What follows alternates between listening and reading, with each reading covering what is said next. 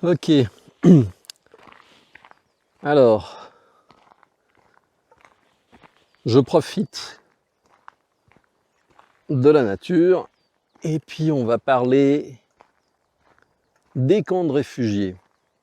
Donc voilà, ici Savage Beast pour les chroniques de la bête sauvage. Donc, qu'est-ce que j'appelle un camp de réfugiés? Cet été, jusqu'à fin septembre, on va dire durant 2 mois et demi, j'ai décidé de vivre comme un nomade. En allant dans des campings, voir un petit peu les comportements des gens, ce que ça implique, parce qu'en définitive, un camping n'est rien d'autre qu'un camp de réfugiés à une échelle un petit peu plus petite, on va dire. Alors, il faut savoir, lorsque vous allez dans ce genre d'endroit, et par extension, donc je parle dans camp de réfugiés, vous allez être enregistré pour savoir d'où vous venez, qui vous êtes, où vous alliez, quelles sont les personnes de contact que vous recherchez, tout ça de manière à pouvoir faire une relation avec vos proches qui ont été disparus ou dont on n'a pas de nouvelles. C'est donc une organisation de type statal qui va gérer en camp de réfugiés, éventuellement avec des militaires, ou avec une présence d'agents de sécurité, ou avec une présence de forces de police. Mais très rapidement, les choses se compliquent. C'est-à-dire que dans un camp de réfugiés, vous n'allez pas pouvoir vous reposer. D'accord, les conditions vont être compliquées. Vous serez sous des tentes, pas forcément chauffées. Vous aurez de quoi vous abriter, en endroit où dormir, mais les conditions seront rudes. Pas sûr que ce soit un bon choix. En plus, dans un camp de réfugiés, il y a du bruit, mais 24 heures sur 24. Tout le temps, tout le temps, tout le temps, tout le temps, tout le temps. Suivant la taille, il y a aussi des grands problèmes de sécurité qui se posent. Il va y avoir tout un tas de gens qui vont en profiter pour faire du marché noir. On va se retrouver confrontés, les femmes, à des situations de viol, prostitution, et ça, les autorités ne pourront pas tout gérer. Il faut savoir qu'on considère un agent de sécurité pour 500 personnes. Qu'est-ce que vous voulez faire? Il ne peut rien faire, le pauvre bonhomme. Il est là pour faire joli. Donc le camp de réfugiés est une option à éviter. Durant 2 mois et demi, comme je l'ai dit, j'en ai fait plusieurs. Les problèmes que j'ai rencontrés ont été les mêmes partout. Donc la propreté, les gens transforment les toilettes en latrines, mais je me demande comment ils feraient ça chez eux, parce que c'était répugnant. Les douches, la même chose, matériel cassé, matériel volé. Les gens en sont à voler du papier de toilette, ils en sont à voler du savon, à péter les pommeaux de douche, à boucher les écoulements. Et en fait, donc c'est ce dont je parlais dans l'autre vidéo, c'est la colère, la frustration qui s'exprime. Beaucoup de problèmes d'alcool, de drogue. Alors la drogue à flot, tout ce que vous vouliez. Les gens, au lieu de respecter un petit peu l'environnement, il n'y a pas de respect. C'est anarchie totale. Chacun fait ce qu'il veut. Il n'y a pas de cohérence. Il n'y a pas de groupe qui dit bah voilà, on va se comporter de telle manière. Non, non, c'est le foutoir intégral, c'est quelque chose que j'avais pas vu les années précédentes. Donc ça montre clairement qu'il y a un décalage avec l'image d'une société stable, où il y a une croissance économique qui est en cours. Non, les gens n'avaient pas d'argent, d'accord. L'alcool, bah, comme je dis, alcool, drogue à flot. Beaucoup de problèmes. Alors en France, vous avez les problèmes avec vos chances, enfin en France, en tyrannie, vous avez les problèmes avec vos chances. Et ici, en Espagne, on a les problèmes avec les Machu Picchu.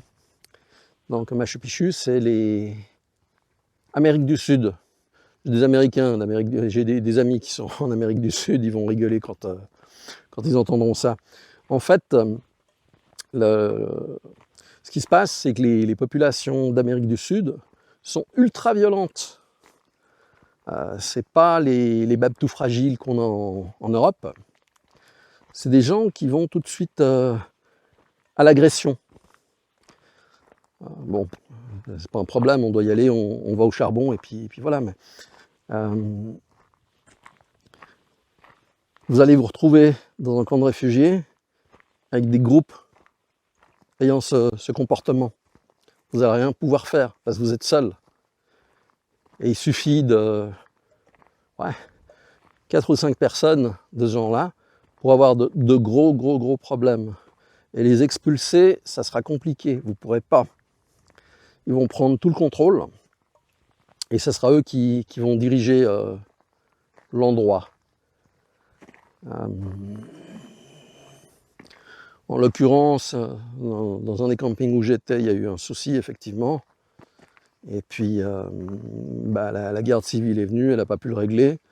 Moi, je l'ai réglé d'une autre manière, j'en avais parlé dans une vidéo. Et puis voilà. Dites-vous bien que les voyous ne comprennent qu'un langage, le leur, hein, parce que les périmètres d'interdiction dans lesquels ils ne peuvent pas rentrer, en gros, ils prennent la feuille, ils se torchent le cul avec. Et c'est la même chose en Suisse, en France, en Espagne. En Espagne, un agresseur, si mes souvenirs sont bons, qui avait fait plus de 49 agressions pour voler, relâché par un juge. Ah oui, c'est l'Espagne. Ce sont les juges modernes. Donc vous ne pourrez pas compter sur les forces de l'ordre pour vous défendre. Et ça va très vite. Très vite. Donc comme je disais, si vous passez près d'un camp de réfugiés, éventuellement laissez une trace du passage. Et vous disparaissez. Vous aurez beaucoup plus de chance dans une zone moins peuplée.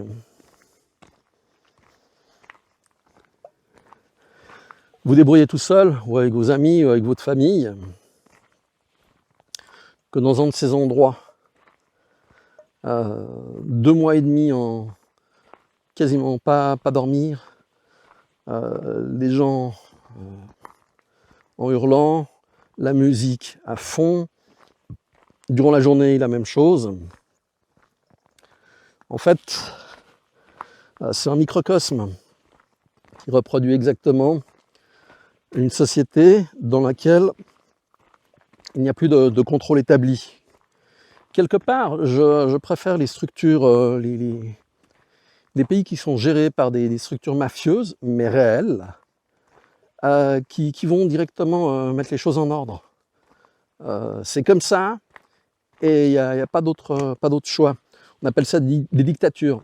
Néanmoins, la dictature est une manière d'avancer très vite, de remettre les choses d'aplomb et de corriger tout ce qui ne va pas. La démocratie n'a jamais fonctionné, elle ne fonctionnera jamais. C'est une illusion.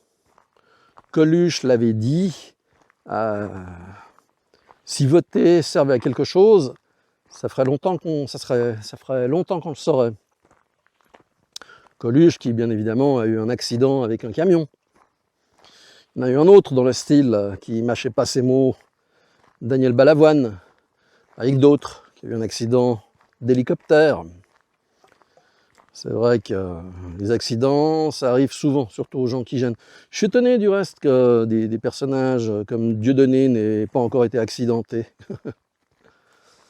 Ou alors dans un autre registre. Égalité et réconciliation. Son fondateur, qui n'a pas encore été éliminé. Ça veut dire que malgré tout, ils sont utiles pour le système. Donc pour en revenir à nos camps de réfugiés, vous aurez aussi les soucis pour la nourriture, parce qu'il n'y en aura pas pour tout le monde, donc des conflits. Il y aura les vols de nourriture. Qu'est-ce que va faire un plumeau de 50 kg face à une armoire à glace de 120? Ben voilà, ils veulent lui donner. Sauf s'il est barjot, et puis qui se laisse aller. Là, j'ai eu la chance de rencontrer une jeune fille de 14 ans, en tout bien tout honneur, qui a fait énormément de sports de combat, et qui est une frappée. J'ai adoré discuter avec elle. Elle va directement au contact. Elle s'en fout des conséquences. Et puis elle en a abîmé plus d'un. Menacé avec un couteau, démolit le mec. Total. Ah bien, bien. Départ arrêté, elle donne un coup de pied à plus de 2 mètres de hauteur. Donc j'étais impressionné. Puis elle est toute mince, elle est toute frêle. Donc c'est bien d'avoir des gens comme ça dans votre entourage. En plus intelligente. Bien quoi. Bien. Donc vous pouvez rencontrer aussi des gens avec qui vous pouvez vous souder. Sa famille était aussi des gens bien intéressants.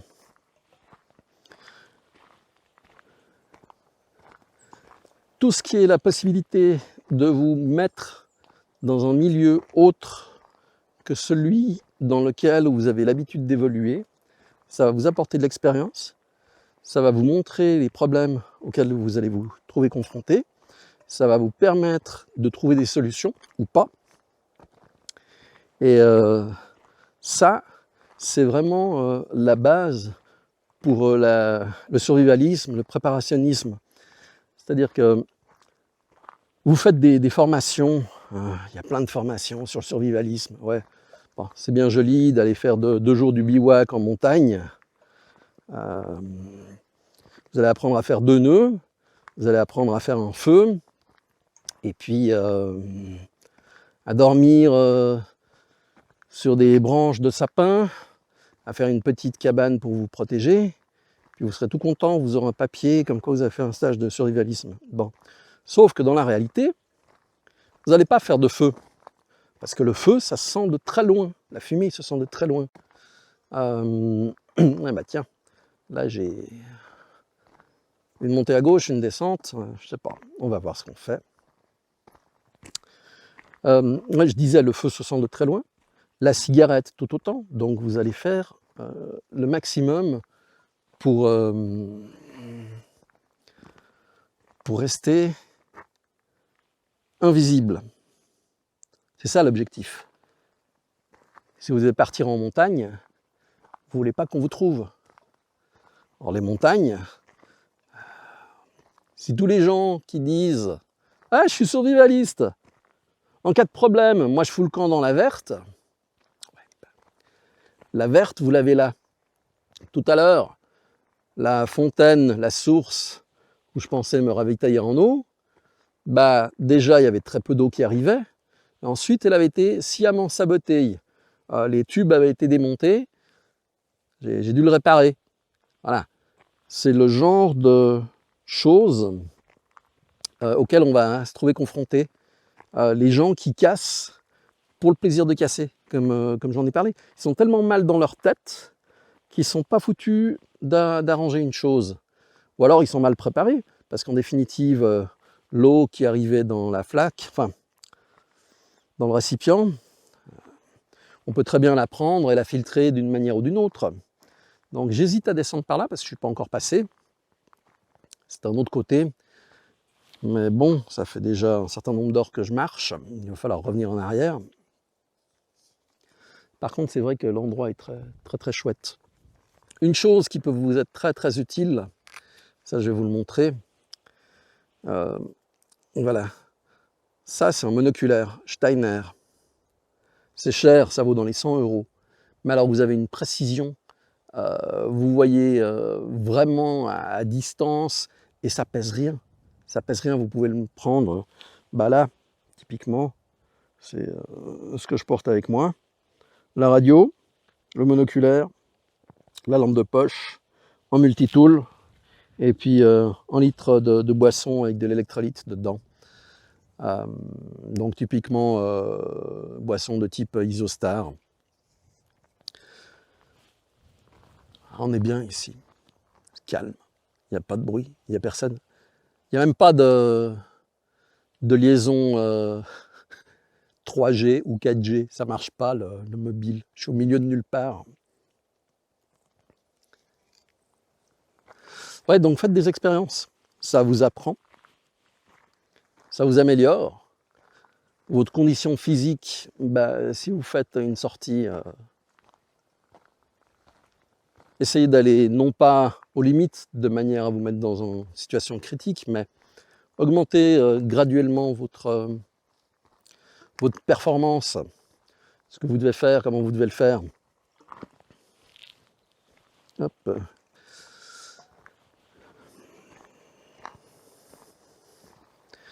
En fait, durant ces 2 mois et demi, je me suis rendu compte qu'on peut vivre avec très peu de choses, très peu d'argent, dans des conditions qui sont compliquées. Il y a une tente, on a eu des orages mais monstrueux.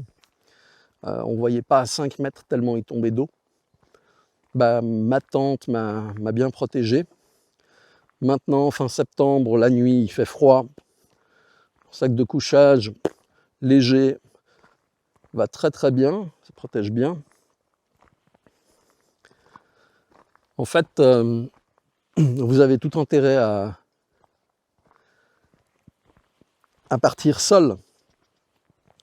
Vous allez trouver suffisamment d'endroits abandonnés, délaissés par leurs propriétaires pour passer la nuit.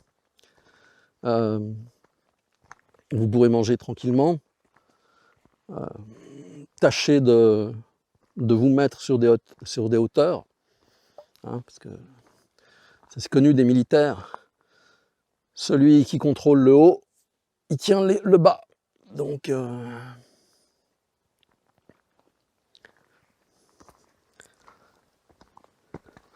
si vous avez des gens que vous connaissez, vous savez comment ils fonctionnent, vous pouvez compter dessus, bah, tâchez de vous regrouper, parce que vous serez plus fort ensemble que seul. Par contre, seul, vous serez beaucoup plus discret, beaucoup moins visible, vous ne laisserez pas de traces, vous pourrez passer facilement. Une autre chose qui compte, c'est le poids que vous allez emporter. Il faudra vraiment bien choisir le matériel. Moi, j'avais pris plein de matériel pour mes diverses préparations, ce que je voulais tester. Je n'ai pas testé le 10e de ce que je voulais tester. Je me suis rendu compte qu'il y a beaucoup de choses qui serviront à rien. Il faut rester vraiment au niveau basique. Si vous allez dans un camp de réfugiés avec du matériel, votre matériel il va disparaître. Vous le volez. Vous allez le prêter. Vous n'allez pas revoir la personne, ni le matériel. À éviter. Mais faites un entraînement. Si vous avez l'occasion de passer plusieurs semaines, ou même une semaine, c'est au mois d'août, où il y a plein de monde, où c'est l'enfer. Là, vous verrez que vous aurez la chaleur, vous aurez le bruit, vous aurez les odeurs. Il y a tout ce qu'il faut pour plaire.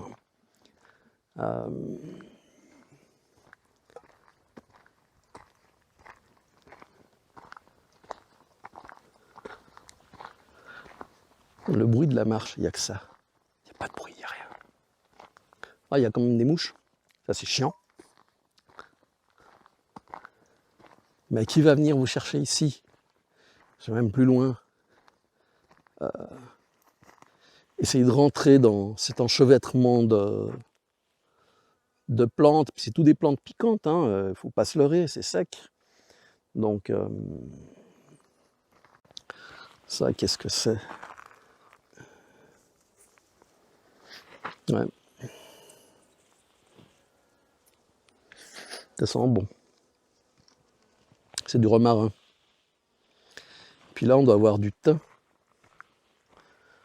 Est-ce que c'est du thym ou c'est pas du thym? Non, c'est pas du thym. Mais ça y ressemble. Ouais, des chardons, etc. Allez vous mettre là-dedans, dans du chardon. C'est compliqué. C'est compliqué, mais tout est mieux que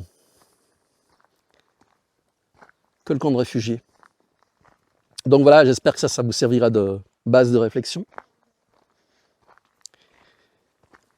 Et n'oubliez pas, soyez prêts, facilement prévus.